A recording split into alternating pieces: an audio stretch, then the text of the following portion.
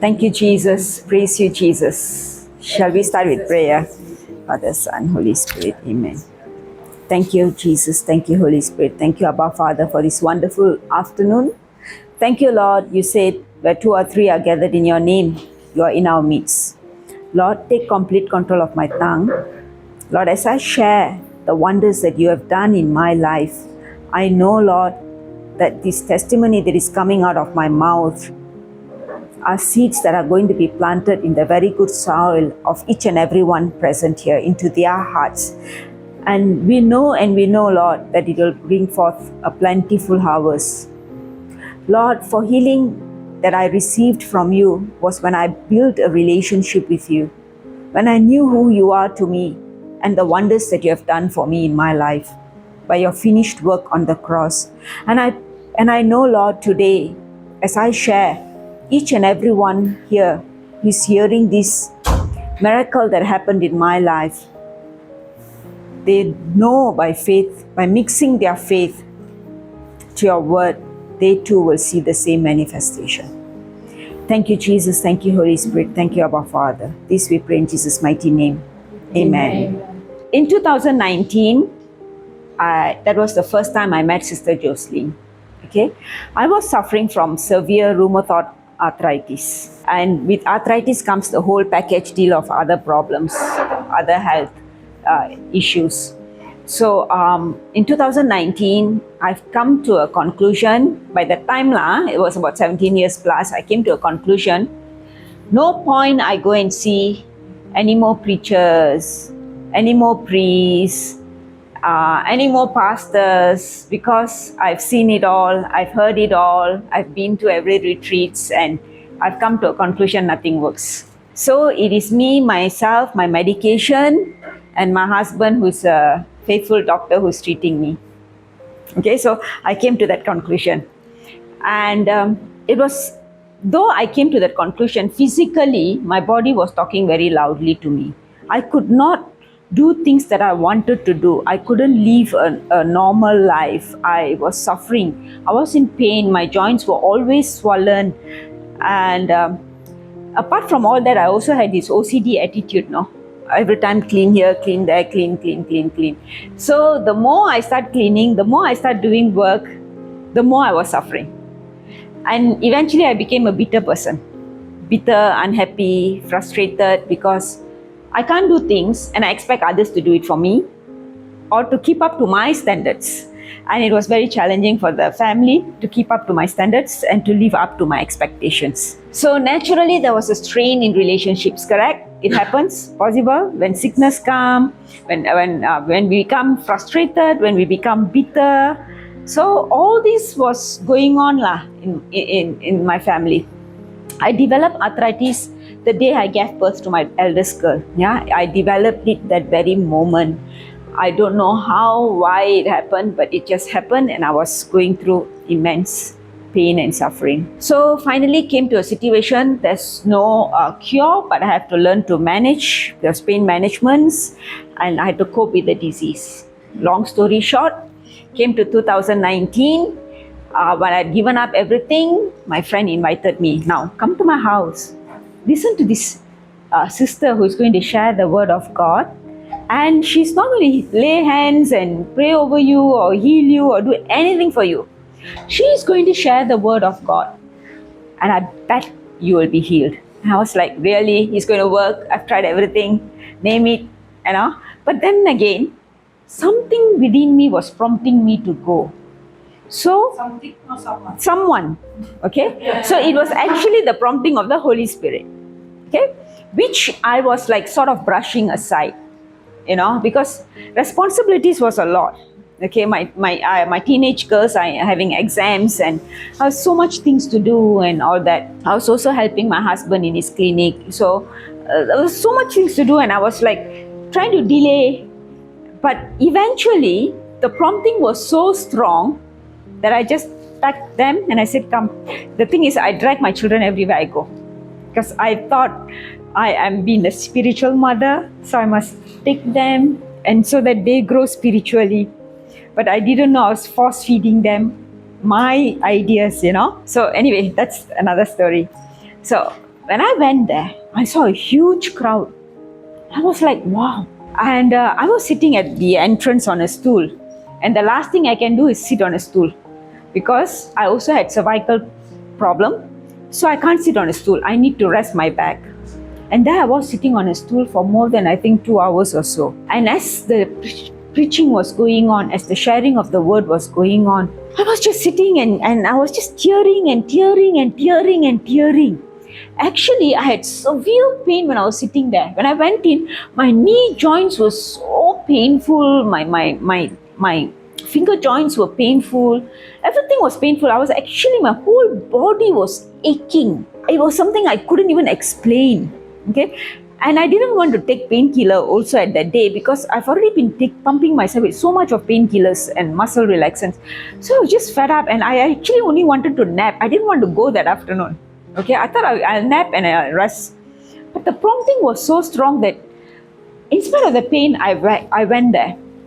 As she was preaching, as I was tearing, there was an operation. I would say the word operation was taking place inside of me. A process of healing was happening while the teaching and the preaching was going on.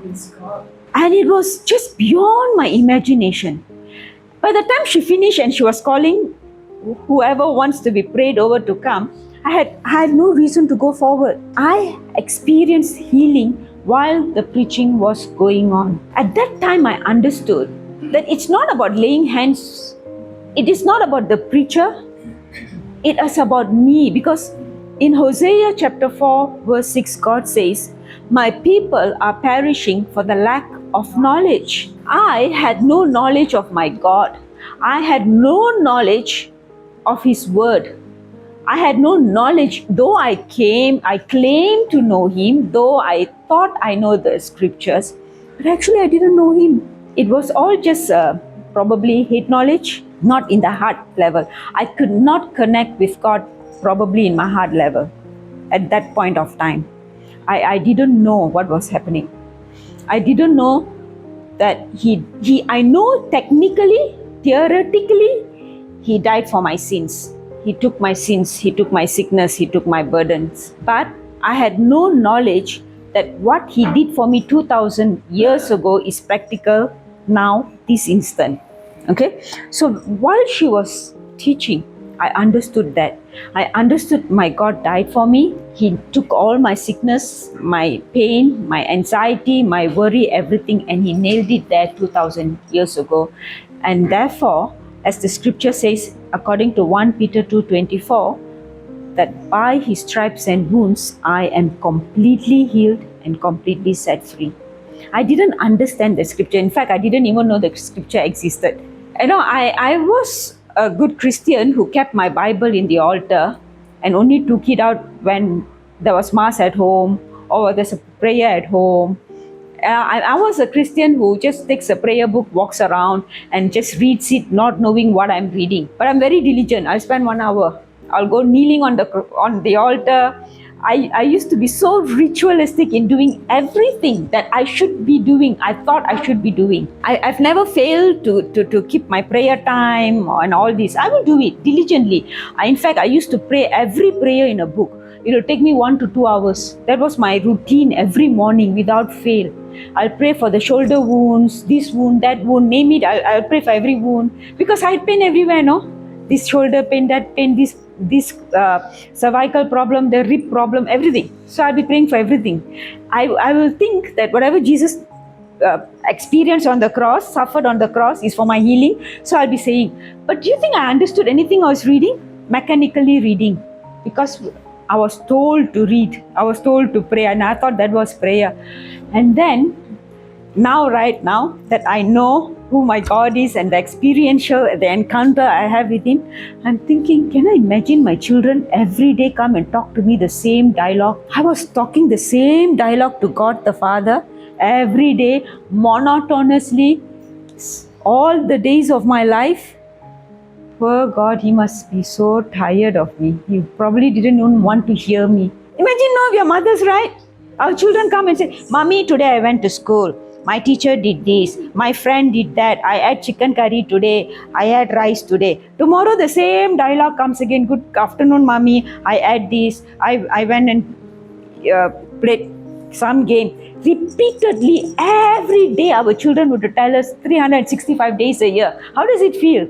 It's just boring. The children also will shut off. The mother also will shut off after some time. Possible? I didn't know I was doing this to my God. I was like repeatedly reading to Him from books, and I never even connected with Him on a personal level. I was like, wow, Lord, I'm so sorry. So now, after the understanding from the Word of God that I have a relationship with Him, He means something to me. He is my personal friend. He's my daddy. He's also my spouse. He's the best friend I can ever have. He talks to me. He walks with me. How do I know He walks with me? When I encounter a danger, when I encounter something that is could be life-threatening, I know He's there with me. I know He walks with me and He holds my hand. And He comforts me, because that's what the scripture says, right? My God walks with us, talks with us. That is the experience I have with Him. And after hearing Sister in 2019, okay, after got the healing, what happened was, within 3-4 months, the whole system came back again. The whole pain came back again. The whole frustration came back again. Why?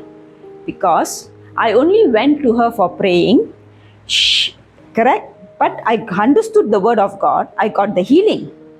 But I didn't retain the healing, no? I didn't have a relationship with God, right? I came back also happy, I'm healthy, I'm okay, I'm perfect. I'm the boss of my life. I rule my life, I control my life, I do things I want.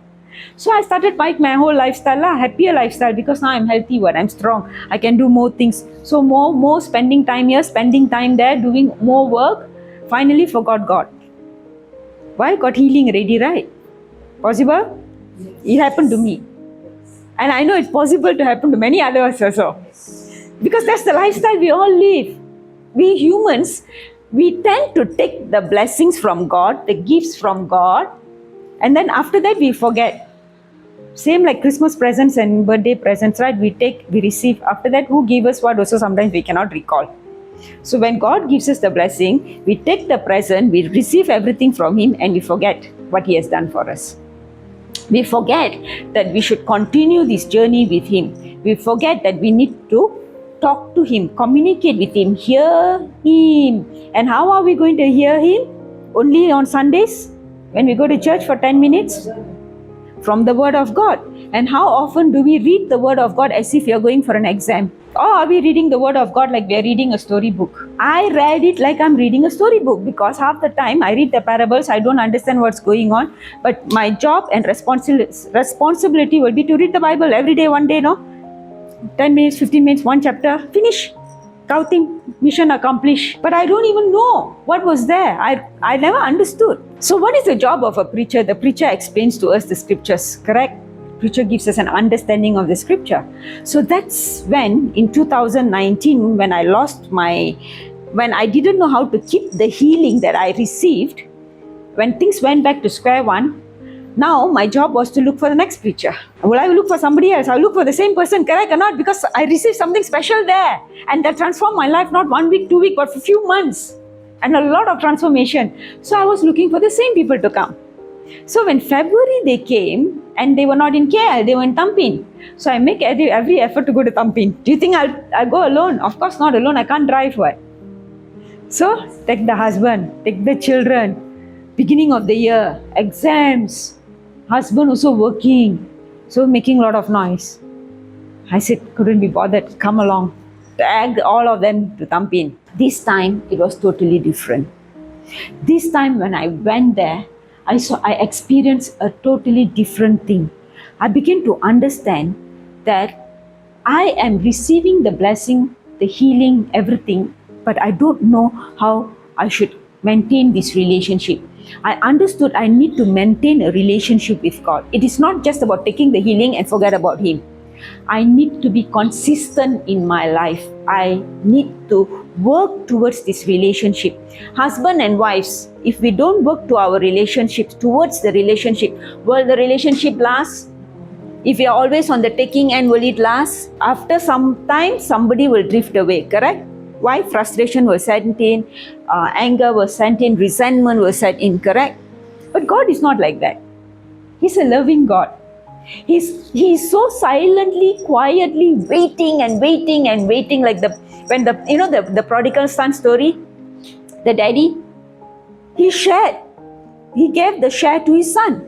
But did the father abandon him? No. Every day he's looking out, when is my son coming? When is my son coming? That is our God. He gives us everything that we want. We walk away from him, but he is faithful and waiting. He's not angry. He's not bitter. But he's so loving that he's constantly waiting for us. When will this child of mine return back to me? When is this child going to know my heart? We all love our children, right? We all have children, right? Will we just let our children go astray? No. Many mothers are here wanting to pray for the children, right? He wouldn't want his children to go away. He's waiting. So in 2020, the prodigal daughter returned. Okay, so this time the prodigal daughter realized how much the father loved her. The prodigal daughter realized she wasn't healed just in 2019, but she was healed the very day I was born. That I had no sickness, no diseases, nothing. It was something I brought it upon myself, not knowing what He has done for me. So that day, when I heard the teaching and the preaching, when 3 John 2 became alive, the word of God suddenly popped up to me, and it was like He was just there talking to me. He became so alive, He became so active, He became so transparent to me. The scales from my eyes had dropped off, and I began to see this person who loves me beyond my imagination, beyond my understanding, beyond all that I am. He loves me so much that He has great plans for my health, for my well-being, for everything about me. That day, I made a decision.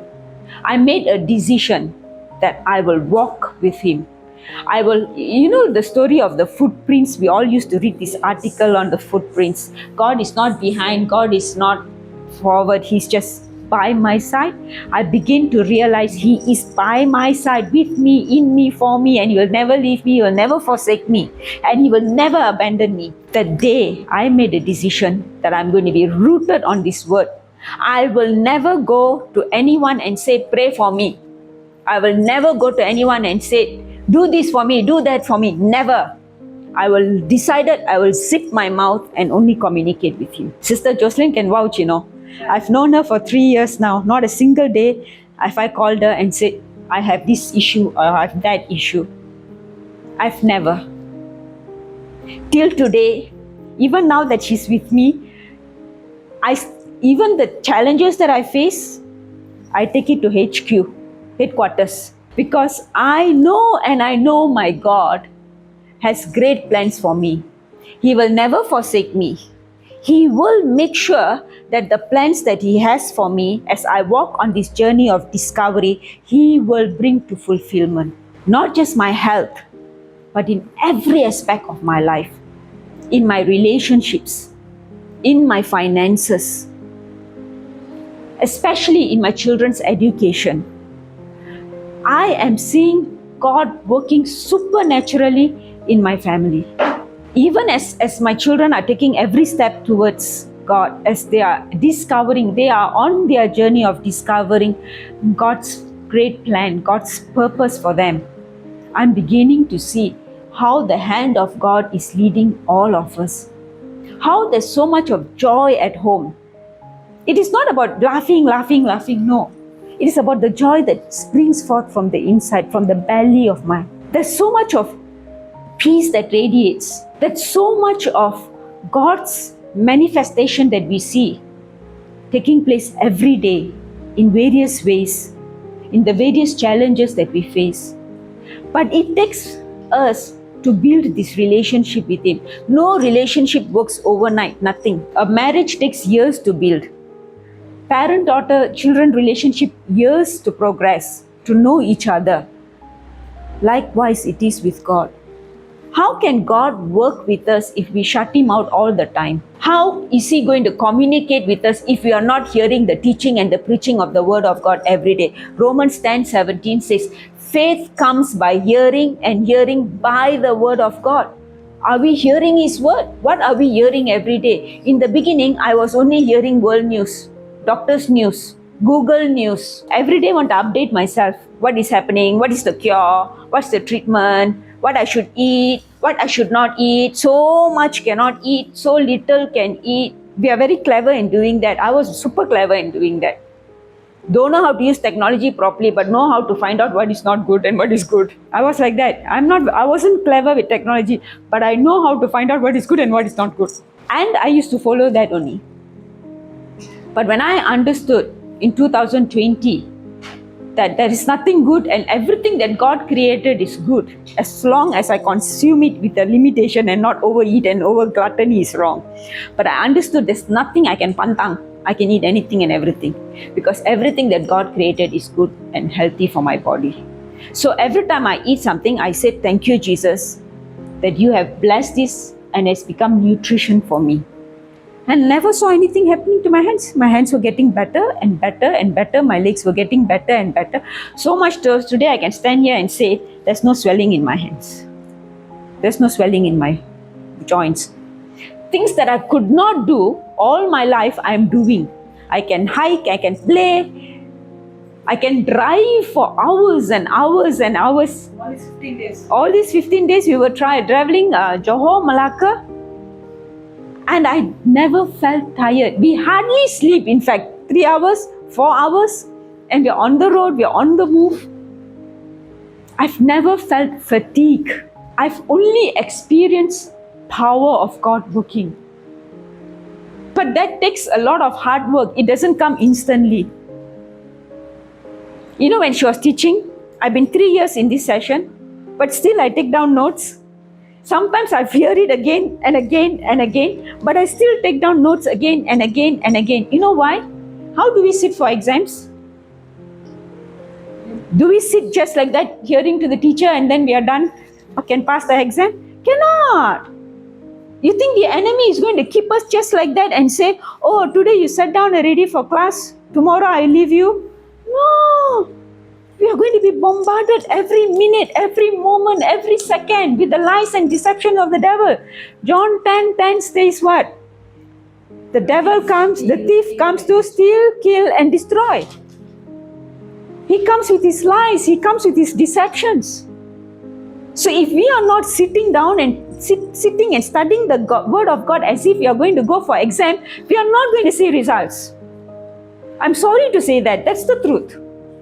That's what I experienced. Today I am here, I'm able to share my testimonies because I went through this battle. I sit and take notes, I study.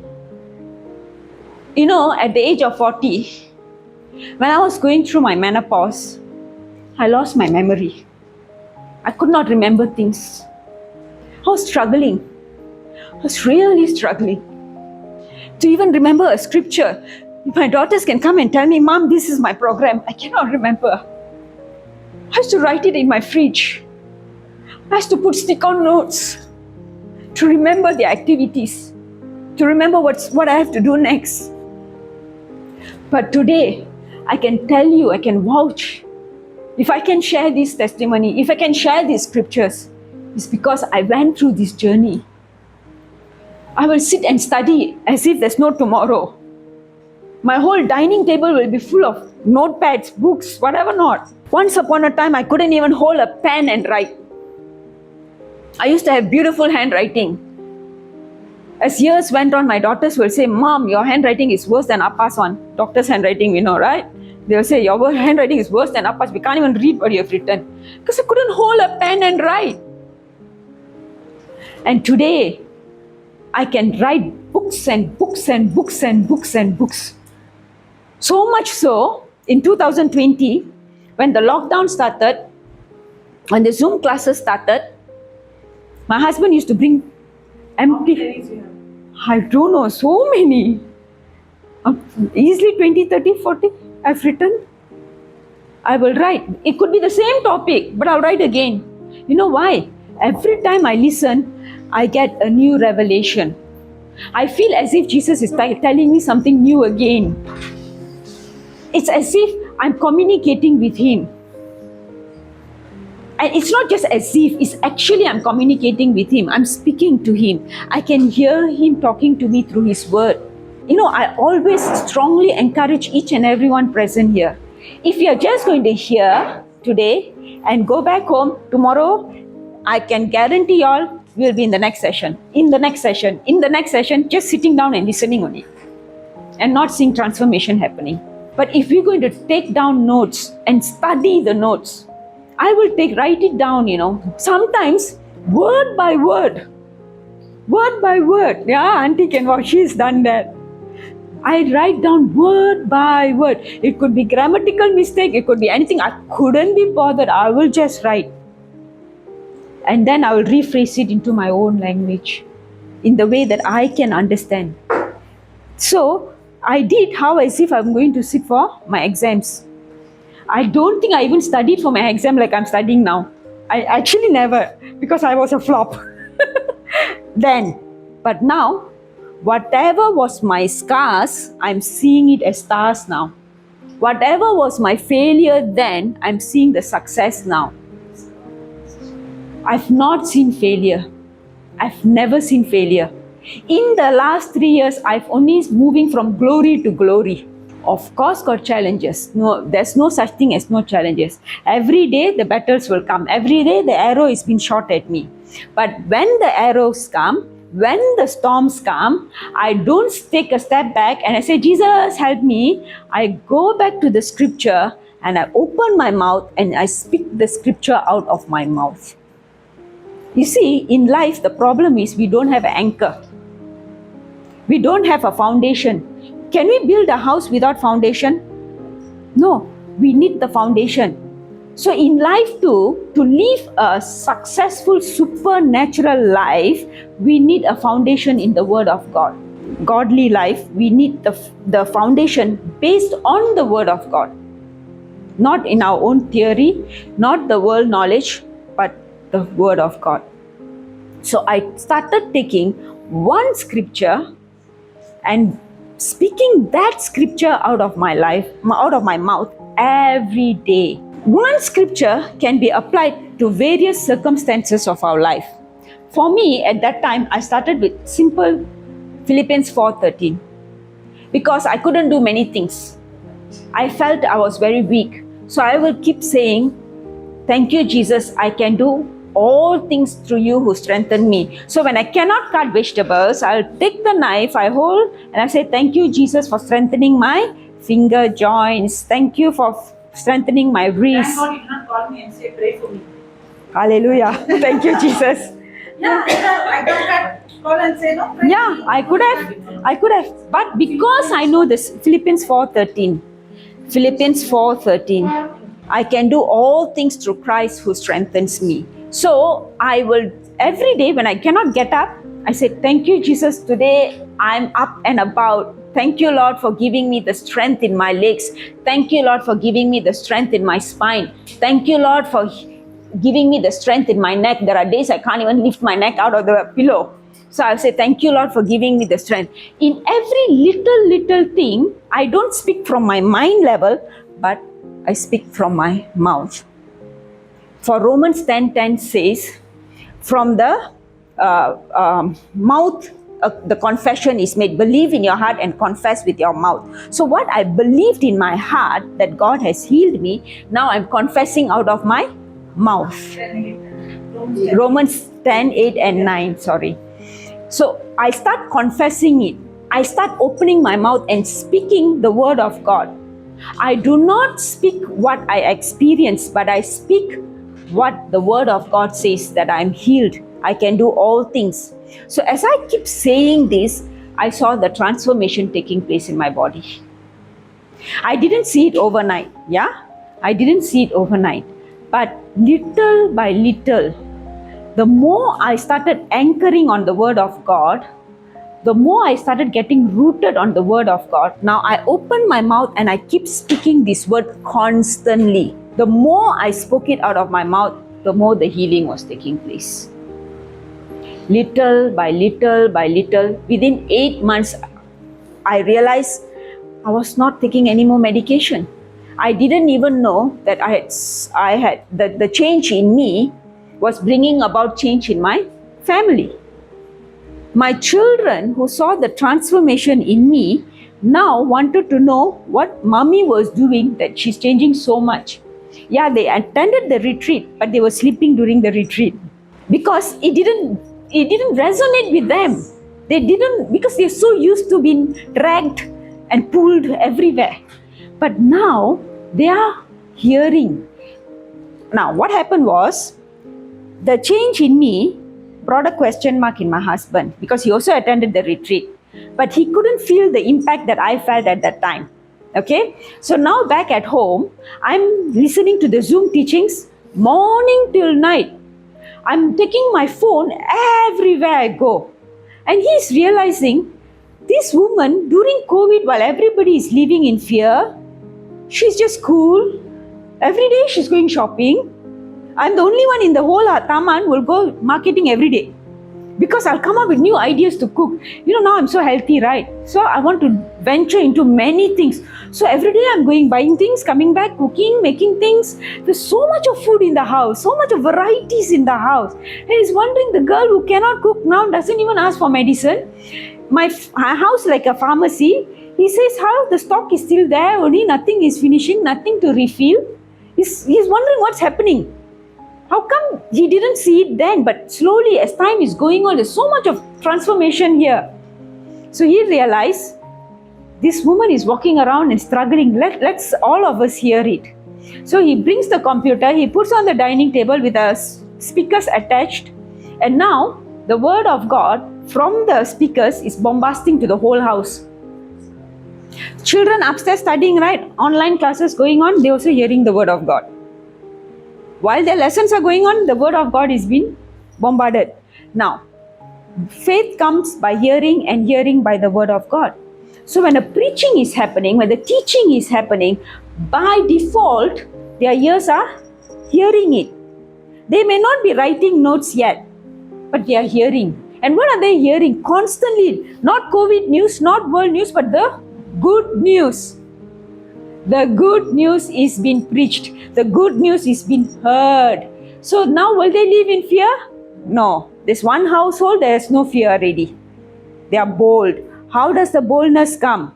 By hearing the Word of God. By knowing that fear is a spirit. Now they understand they should not fear. They should not worry, because it's demonic to worry. They want to be how mommy is. Mommy is bold. Mommy is now strong. Mommy doesn't nag. Mommy is changed. The change in me brought the change in them. Now they also are hearing the Word of God. As they start hearing, their lives are transforming. Their lives are changing. They see they can do better in school. They can study better online. While everybody was complaining, they are still enjoying their lives. There's good food. No more nagging. No more kitchen closed at 7 o'clock. Anytime they come, there's food in the house. They're enjoying life. They want this new life. They want to experience what mommy is experiencing. So, by year end, to make a long story short, by year end, they are all into the Word. The whole family. Remember, when our soul prospers, everything about us prospers. 3 John 2, as I said earlier. So, when my soul is prospering in God, the family by default will prosper. They are also constant. 3 John 2. They are constant. 3 John chapter 1 verse 2. There is only one chapter. So as they are hearing this, their lives are being transformed constantly. We stop hearing the Google News, World News. We don't know what's happening. It's not that we don't know what's happening. We generally are aware, but we are not focused on that, but rather we are focused on the Word of God. Because the more we focus on the Word of God, the more the transformation is taking place here. By August, I'm fully recovered. No, not the slightest pain here and there. But that doesn't mean, as I said, the storms don't come. Yeah, sometimes some pain will come. It will come and tell, hey, look, I'm paining here. I'm attacking you here. I'm attacking you there. So now I open my mouth and I speak to the mountain. Mark 11:23, Jesus says, speak to the mountain. Okay? So now I open my mouth and I speak to the mountain and cast the mountain. The mountain is the sickness that I'm going through or whatever pain that attacks me. I cast it, I command it to be uprooted by the power of the Holy Spirit and to be thrown into the sea. I don't allow the slightest pain to take part or to come into my system. I will not permit it because now I know the authority that I have, that God has given us. I open my mouth and speak my authority, use the authority. The thing is, we don't know who we are in Christ Jesus. We say we are the children of God, correct? So we are heirs to everything that belongs to Him, right? So did He give us bad health or good health? Good health. So why are we claiming bad health then? If we are His heirs, we should be having good health. So when the enemy comes with the lies and the deceptions, I know how to rebuke the enemy and tell the enemy what to do, where to go. I don't keep quiet. I don't tolerate it. It's nonsense. But it's meant for everyone. Every one of us are the children of God. It's our birthright. Will you give up the birthright if your parents have wealth? Will you say, no, daddy, give to the orphanage. I'm good. I'm very rich. No matter how rich, we'll take, no? It's our birthright, right? Who we want to give is ours, our choice. But we will take our birthright from parents, right? The Malay proverb. Yeah, the Malay proverb says, jangan tolak rezeki. We heard that, no? Okay. It means don't give up on your inheritance, the blessings that come to you. You take it. What we do with it is ours, but we take it. What is given to us, we take. The blessings we take. So we are the children of God, correct? Each and every one of us. Okay? So why are we rejecting our birthright then? The inheritance that God has given us. I understood my birthright. I understood the authority that God has given me. I understood the power that is within me. That is to open my mouth and speak. Life and Proverbs 18:21 says, life and death is in the power of our tongue. So am I, Proverbs 18:21, am I speaking death over myself or I'm going to speak life? So I want to speak life because that's my inheritance. I speak what I desire. I speak what my God has blessed me. So now I open my mouth. I only speak the word of God. Why? I'm anchoring there only. What is my anchor? The ship needs an anchor, right? Otherwise the ship will be floating, right? Earlier I was floating. When the storm comes, floating. Now I'm anchored on the word of God. No matter how the storm comes, I know how to tell the storm what to do, where to go. So I open my mouth and I start speaking and rebuking the storm. Life, the challenges will come. It's not that it's not going to come. It is there around us all the way we go. Our children could experience it. Our loved ones could experience it. But unless we are rooted, how are we going to help somebody else? Because Sister Jocelyn is today rooted, y'all are here looking for help, wanting to learn, correct? But if there's nobody who is rooted, who's going to teach? Who's going to guide? Jesus asked us, who's going to be my hands, my feet? Correct? If all of us are still searching for somebody, then who is going to be the anchor? Who is going to be the hands? Who is going to feed? Who is going to carry His word to the rest? That's why He's raising us, an army. He wants all of us. And how are we going to do it if we are just going to sit down here and say, somebody pray for me, somebody help me, somebody lay hands on me. I will wait for somebody to come because I got no time to read the Bible. I got no time to hear the teaching. If I'd been like that, I think I'll still be suffering. I think I'll be still, don't know where. I can't even imagine. I can't even think about it. That was how bad my life was previously. And today, what I'm experiencing is immense love, immense joy, immense peace that surpasses human understanding. Sometimes I wonder, even yesterday I was sharing with sister and I was wondering, Lord, I can't even imagine the love that I experience every day, the supernatural life I'm living every day. I didn't do anything. I didn't do anything to deserve this. But you love me so much, no? I'm so precious to you. I thought I was just one in the ocean. I thought I was so insignificant. But today, I see you working amazing things in my life. In every area, there are so many areas I can go on sharing. God has helped me, especially in the areas of my children's life. How I see supernatural providence of God in little things. You know something? It's the little things that makes the big difference. It's not the big things. If we have confidence in a small thing, we will have confidence in a bigger thing, The moment we start small, we don't have to do big things.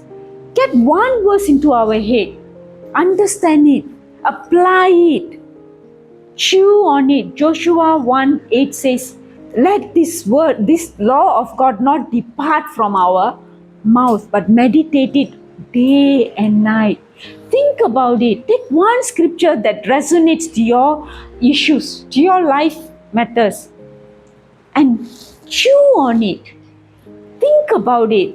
Ponder on it. You know how the cow chews or not the grass? For hours. Go on like that. Chew on this word.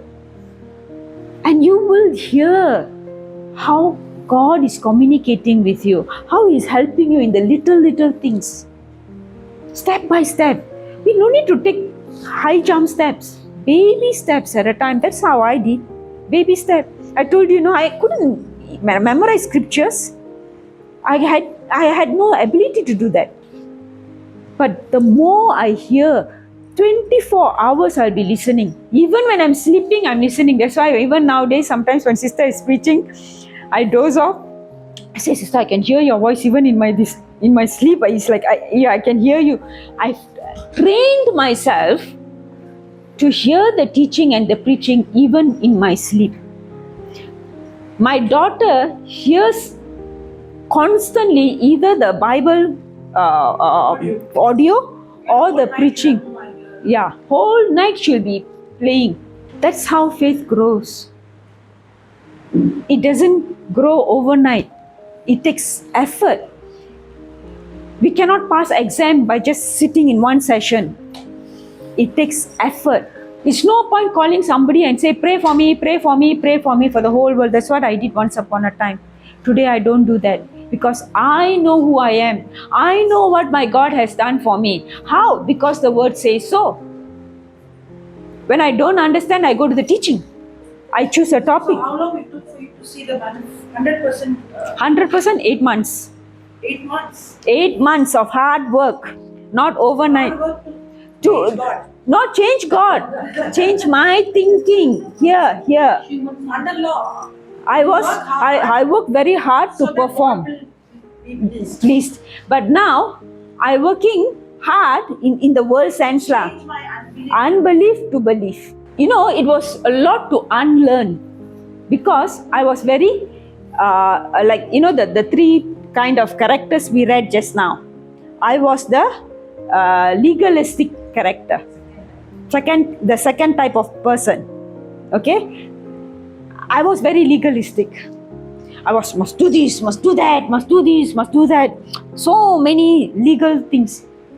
But when I changed this thinking, perfectionist, not just perfectionist, but it's just that I was set where you want to live according to God's standard on performance, my performance. All right? But I understood it was not my performance. It is not about what I have to do for God.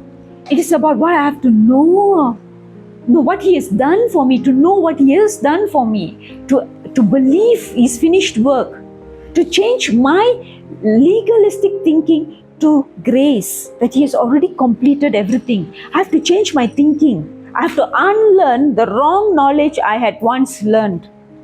It is not about reading prayers. It is not about saying things. Yeah, it's not a formula. It's a relationship. It comes the more you study the word. You see, the work that I'm putting now is effortless. You know why effortless? Because I'm not doing on my strength. You can give an example of how a mother spends time with the baby. Now, it is, if you see, it is a hard work. As a nurse, to take care in the hospital for a patient. Yeah. Okay, a child, same child. It's a labor, it's hard work. Yeah. But the same mother, when a child is sick, It's effortless. it is effortless. It's Yeah. not that you don't do, you do. But in that hospital, you're doing as a Job. Duty, yeah. But here, you're doing out of Love. So you don't have, will you say at 6 p.m. time over? No. Finish? Of course no. Even midnight, you are ready to be awake to take care of your child. Exactly. Because you love your child. Exactly. So, under grace, Yeah. it is not that you're lazy. You spend more time, but you're not Effortless. doing it as a law. You're doing it out of Love. Love. Correct. You see, a mother who looks after a child 24 hours, correct? Okay? Especially when sick.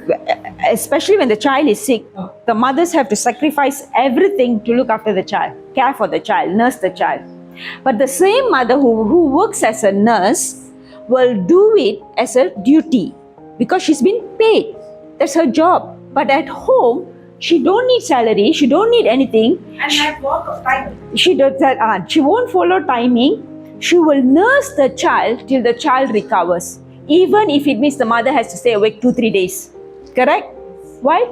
Love. Right? Is that a lot of effort put in? It looks like a lot of effort, but it is done out of love. The same thing that I'm doing now. I'm sitting and studying, not because I'm going to get some big time award for studying theology or scripture, but because I've fallen in love with Him. I'm having a lovey-dovey relationship with Him. I want to know this man. When we are loving, dating, we dang on the phone, right? Okay, dangling on the phone. The hand pain also don't care. Those days, no more hand phone like now, no speaker phones, nothing. All the wire cord phones, right? We can hold the cord and talk for hours and hours and hours, right? No arm pain, no leg pain, nothing.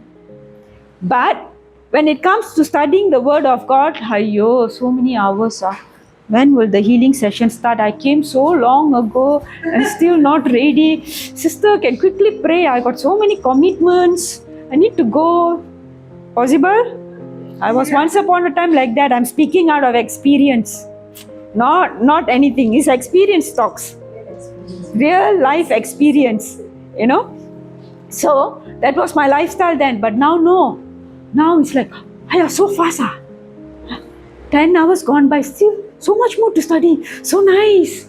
I want to know Him. He's done so much for me. Why so special? That's the feeling.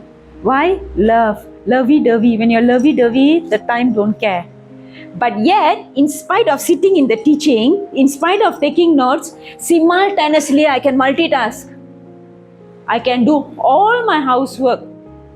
I can do all my husband's accounts. I can do all his admin work, even without going to the clinic. How? Supernatural, right? I can do all things through Christ who strengthens me. My God supply all my needs according to His riches in glory. So now I'm no longer putting in my own self-effort. I'm operating by the grace of God. I love this person. I want to know more about him. He has done so much for me. And he's doing also. He didn't stop. You know, sometimes at a certain age, we all stop doing for our children and say, now you're on your own. God, no. There's no age limit with Him. He's constantly there, walking, teaching, guiding, nurturing. He's never left me. He's never forsaken me. How can I not want to know Him? There's so much to know about Him. From the beginning of the Bible to the end of Bible also, there's so much. The one scripture itself is so much for me to, so much of experience I'm already experiencing. What more if I learn more things? So much more to learn. It's a never-ending journey. It's not that I am forced, if nobody tells me what to do, but I want to do. And that makes the difference in my life. That makes me who I am. That makes the change in my children. That enables them to know, oh, this is the way, this is the God that we love, this is the God that we have. He's not just a God who sits in the altar. It's not about the altar, it's not about the place, it's not about, in fact, in the toilet also we can talk to Him. There's no place we cannot talk to Him. 24 hours a day, every second, every minute, we can be in fellowship with Him. The question is whether we want to acknowledge His presence or not. He's always like the prodigal son and the father. He's always waiting. He's always there. Are we ready? Are we walking back to Him? I decided in 2020, it's this way or no way. It's my Jesus or nothing else in my life matters. I took the decision. My family took the decision. I didn't force it into my children, but I see them have taken the same decision. And I see we go on like soldiers marching towards this. And today, as I stand here, as I share, I know it is possible for each and every one of us. What I experience, what my family is experiencing now, and I'm still experiencing, it is possible for each and every one of us.